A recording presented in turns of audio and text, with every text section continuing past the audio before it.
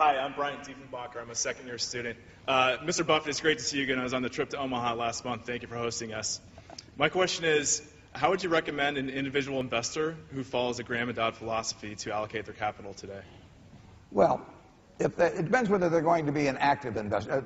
Graham distinguished between the defensive and the enterprising investor. If you're going to spend a lot of time on investment, you know, I just advise looking at as many things as possible, and you will find some bargains. And when you find them, you have to act.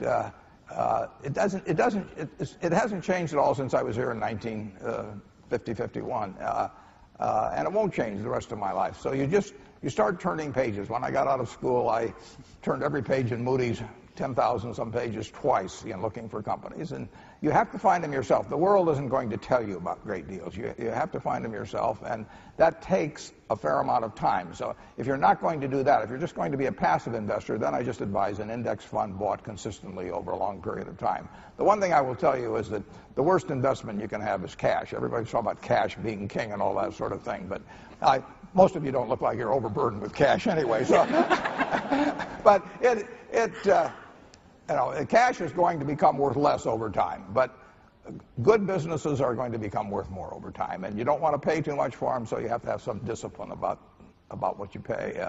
But the thing to do is find a good business and stick with it. Does that mean you think that we are through the roughest times?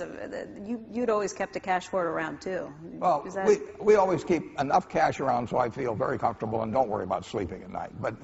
But it's not because I like cash as an investment. Cash is a bad investment over time. But you always want to have enough so that nobody else can determine your future, essentially. The financial panic is behind us.